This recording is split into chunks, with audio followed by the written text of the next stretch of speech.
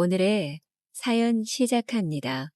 오늘은 익명으로 제 사연을 써보려고 합니다. 저는 얼마 전까지 결혼을 준비하던 30대 중반 남성입니다. 2년 전 지인의 소개로 3살 어린 한 여자를 만났습니다. 얼굴도 예쁘고 싹싹한 성격에 어린이집 선생님을 하고 있는 정말 매력적인 여자였어요. 만나자마자 너무 마음에 들어서 저는 적극적으로 그녀에게 다가갔고, 그렇게 한 달 가까이 열심히 노력해서 결국 그녀와 사귀기 시작했습니다. 그녀는 어릴 때 호주로 이민을 가서 부모님이 다 호주에 계시고 국적이 호주인 여자였어요. 그곳이 자기와 너무 맞지 않아서 20대 초반 부모님과 떨어져 혼자 한국으로 돌아왔고, 이곳에서 공부를 마친 후 어린이집 선생님이 되었다고 말하더라고요. 부모님도 없이 한국에서 10년간 공부하랴 일하랴 고생 많았겠다 싶어서 많이 챙겨주고 싶고 더 사랑해주고 싶은 그런 여자였습니다. 그녀와 처음 함께 밤을 보내던 날 저는 정말 행복했습니다. 그녀의 입술은 정말 달콤했고 그녀의 스킬은 정말 짜릿했어요. 그녀와 한 침대에 누워 눈만 마주치면 서로 달아올랐고, 그녀의 입술에 입맞춤을 하며 그녀에게 제 모든 사랑을 쏟아주었습니다. 그녀는 제게 자신의 모든 것을 맡겼고 그녀의 떨림과 전율이 모두 느껴졌습니다. 그렇게 몇 시간이 흘렀는지 모르는 동안 몇 번이고 그녀와 사랑을 나누었고, 그날 이후로 그녀에게 더욱 빠져들게 되었습니다. 그런데 그녀와 만남이 잦아지면서 몇 가지 생각하지 못했던 일들이 생기더라고요. 우선 그녀가 한국 국적이 아니다 보니 그녀의 명의로 할 수 없는 것들이 생기더라고요. 겉으로 한국인이어도 결국 국적은 호주이다 보니 외국인인 셈이니까요. 그래서 제 명의를 빌려서 그녀가 약간의 대출을 받기도 하고 제 도움이 좀 많이 필요했습니다. 하지만 그렇게 큰 돈도 아니고 그녀가 계속 일을 하면서 갚고 있어서 크게 걱정은 안 했습니다. 그리고 그녀는 1년에 한 번씩 호주에 가서 비자를 연장하고 와야 한다고 하더라고요. 이런 쪽으로 잘 모르던 저는 그녀의 말을 의심도 해본 적 없이 그대로 믿고 있었어요. 그렇게 저와 사귀고 얼마 안 돼서 호주에 가야 한다는 그녀를 공항에까지 데려다 주었고, 그녀가 호주에 가서 2주 정도 통화는 못하고 간간히 톡으로 연락만 하면서 지내기도 했습니다. 그리고 또 한 가지 어려운 점은 그녀가 조카 한 명과 같이 살고 있다는 것이었어요. 친오빠 조카인데 한국 국적을 취득하고 싶어서 한국에서 교육을 받고 있으라고 오빠네 부부가 한국으로 보내서 자신이 봐주고 있다고 하더라고요. 오빠와 올케 언니는 호주에서 일을 해야 하기 때문에 한국에 자주 들어오지 못하고 생활비와 아이 선물 정도만 보내주고 있는 상황이라고 했어요. 그래서 그녀의 집에 갈 때면 항상 조카라는 여자아이가 있더라고요. 저희가 들어가면 말도 없이 고개만 까딱 인사만 하고는 얼른 자기 방으로 들어가 버리는 바람에 따로 이야기는 많이 못 나눠봤지만 그냥 조용하고 말 잘 듣는 조카구나 싶었어요. 이런 것들이 그녀를 사랑하는 데 있어서 큰 문제가 되는 것은 아니었기에 1년 넘게 예쁘게 만남을 잘 이어오다 6개월 전부터 결혼 준비를 시작했습니다. 우선 그녀와 함께 살기로 해서 그녀의 집부터 정리를 해야 했어요. 제가 몇 년 전 청약으로 준비해 둔 아파트에서 살고 있었기 때문에 그녀의 집을 정리하고 저희 집으로 집만 가지고 들어오기만 하면 되는 상황이었습니다. 그녀의 집은 처음에 전세라고 했었던 것 같은데 막상 처분을 하려고 보니 월세였더라고요. 제가 잘못 기억하고 있었나 싶어 그냥 넘어가고 보증금을 돌려받아 그녀와 필요한 물품을 사는데 쓰자고 하며 그녀가 갖고 있기로 했습니다. 그리고 그녀의 짐을 정리해야 하는 날이 왔습니다. 마침 그녀의 조카가 일주일 동안 엄마 아빠를 보러 호주에 놀러 갔다고 하더라고요. 바쁠 때 조카까지 있으면 챙겨주기 힘들 것 같아서 겸사겸사 보냈다고 하길래 잘했다고 말하고 나를 잡았습니다. 연차를 쓰고 그녀의 집에 가서 짐을 정리하고 있었는데 조카 방 옷장 안에서 그녀와 남자, 그리고 그녀의 조카, 이렇게 셋이 찍은 사진 액자를 발견했습니다. 순간 머리를 쿵 하고 맞은 기분이 들었어요. 누가 봐도 한 가족의 단란한 가족 사진 같았거든요. 액자를 들고 나가서 그녀에게 물었습니다. 이 사진 속 남자가 누구냐고요? 그녀는 조금도 당황하는 기색 없이 차분하게 그 남자는 친오빠라고 말을 하더라고요. 오빠가 한국에 들어왔을 때 셋이 찍은 사진이라고 하면서 말했어요.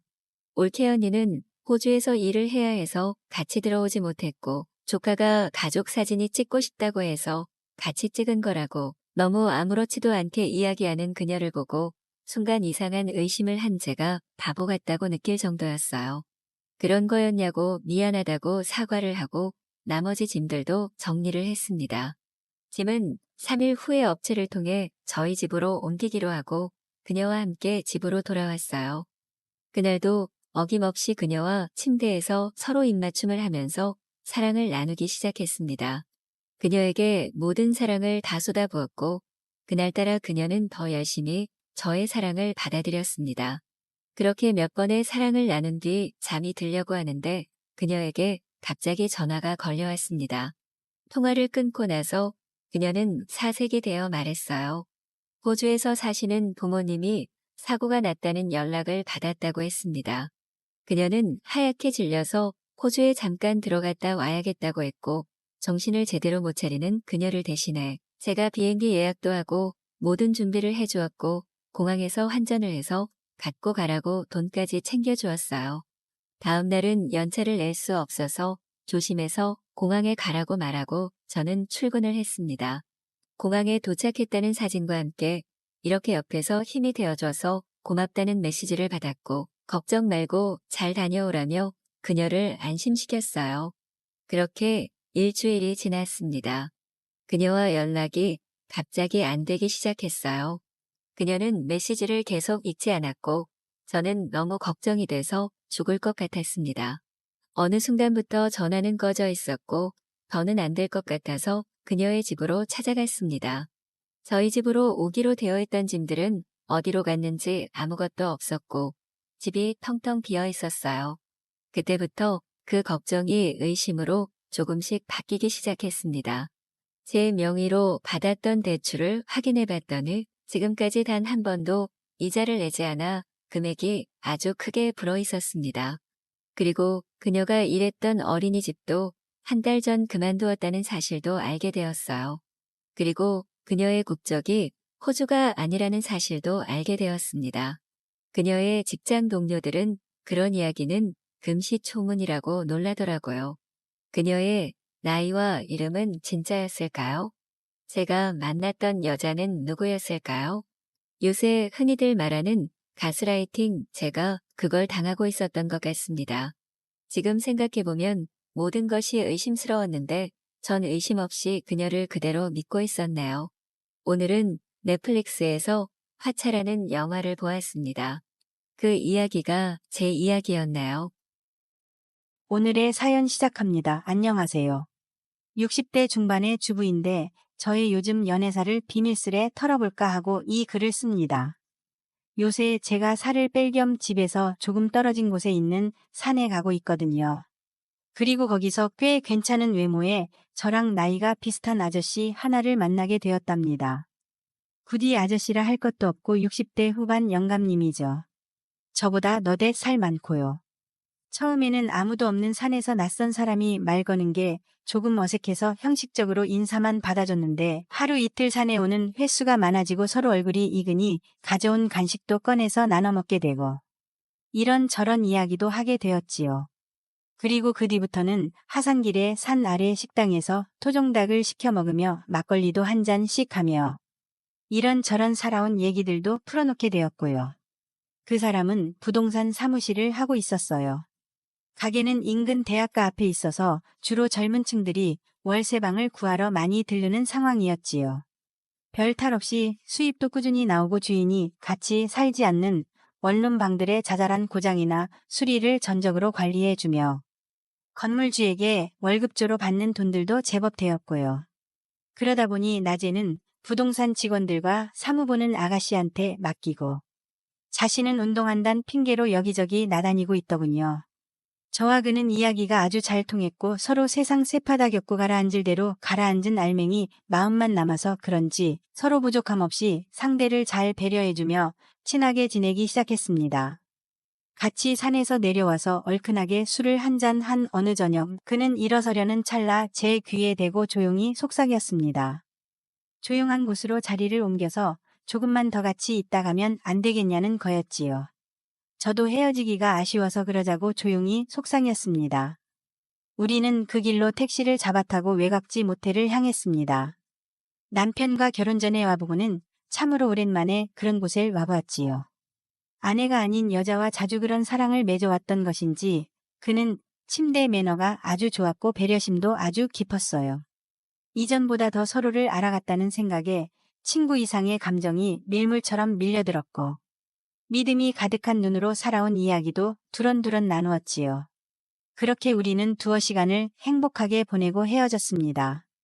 그런데 남편이 아닌 남자와 처음으로 낯선 곳에서 그러고 나니 한 며칠은 남편 얼굴 보기가 민망하더군요.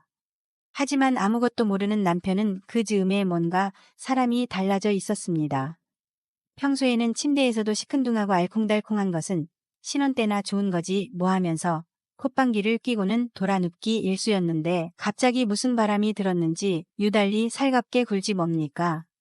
왜 그런 거 하고 물어보니 TV를 보니까 우리 나이대에 서로 배려를 안 하면 행복한 노년을 보낼 수 없단 말을 들었다더군요.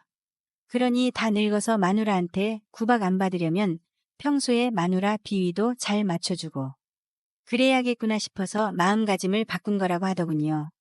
그러면서 여지껏 살면서 받아본 적 없는 온갖 서비스를 하며 저를 여자 대접을 해주는 것입니다. 하지만 저는 마음이 편하지가 않았답니다.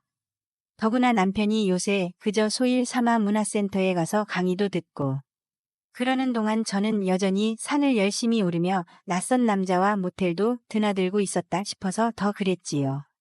이제 제가 산에 오르는 것은 단순히 건강을 위하고 살을 빼기 위한 목적이 아니게 돼 버린 지 오래입니다. 그 남자와 하산하다가 조금 어둑한 무렵 컴컴한 바위 아래 같은 곳이 눈에 띄면 그 틈으로 들어가 앉았다. 쉬면서 남자와 저는 꼭 처녀 총각이라도 되는 듯이 격한 입맞춤을 했습니다. 무뚝뚝한 남편한테 받아보지 못한 황홀함을 나이 다 늙어서 외간 남자한테 받는다 생각하니 조금 부끄러웠지만 한편으로는 그것도 복이다 하는 생각마저도 들더군요. 더구나 성이란 것이 그저 젊은 사람한테만 있는 것도 아니고 나이를 먹어도 오롯이 인간에게 내재된 것이라 생각하니 이 순간을 충분히 즐기자는 쪽으로 마음이 기울어갔던 것이지요. 그런 한편으로는 남편한테도 소홀히 하지 말자는 생각으로 그에게도 나름으로는 최선을 다했습니다. 남편은 어디서 사왔던지 노년들을 위해서도 이런 게 필요하다며 밤에 쓰는 이상야릇한 기구들을 사가지고 왔고 저는 망측하다며 벽장 안에다 꽁꽁 숨겨놓고는 열쇠로 잠가 놓았지요. 그렇지만 최근에 남편의 일상이 달라진 것은 이루 말할 것도 없고 그는 생활 가치관도 점점 젊어지는 것 같다는 느낌이 들었습니다. 그리고 산을 향하는 저의 발길도 점점 신나가고 있었지요. 어느 날인가는 그 남자와 멀리시 외곽지로 단 둘이 비밀 여행을 다녀오기도 했습니다. 아침 일찍 샤워를 하면서 저는 처녀적에 못해본 것을 이제야 하고 있는 것만 같아서 볼이 발그레해진 채로 거울 속에 저의 몸을 들여다봤습니다. 상체가 점점 처져가고 있었고 얼굴에 주름이 자글자글했지만 이날을 위해서 얼마 전에 사다 놓은 살랑살랑한 블라우스를 꼭 입고 가야겠다고 마음먹었습니다. 그 남자가 저의 엉덩이 살이 두툼하고 좋다며 산을 오를 때마다 철썩하고 찰지게 제 엉덩이를 쳐대던 것이 떠올라서 엉덩이가 섹시하게 강조되는 습한 재질의 편한 바지도 입었습니다. 그리고 둘이서 기차를 타고 낯설고 한적한 도시로 가서 한 이틀을 보내다 왔지요. 물론 남편한테는 여학교 친구들끼리 관광을 간다고 속인 상태였고요. 아직 철 잃은 관광지의 숙박업소에서 남자와 저는 술잔을 기울였습니다. 어느 정도 술 기운이 올랐을 때는 어두운 방 안에서 서로 좋아서 못 살겠다는 생각을 하며 힘차게 껴안았지요. 그렇게 저는 남편 몰래 은밀한 비밀을 품고서 집으로 돌아왔습니다. 남편은 제가 없는 사이에 무슨 근엄한 각성을 했던 것인지 아주 밝은 얼굴로 이제는 저만을 위해서 살겠노라고 경건한 다짐을 했습니다.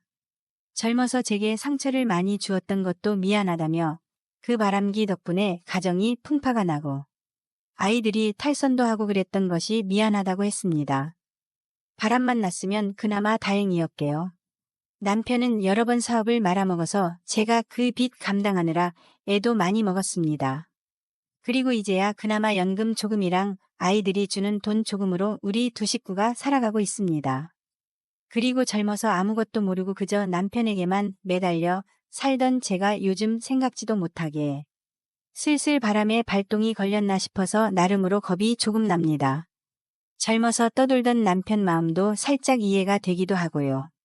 그저 애들 건사하고 남편 때문에 속 썩고 지내던 제가 늦바람에 이러고 다닐지 누가 알았겠습니까?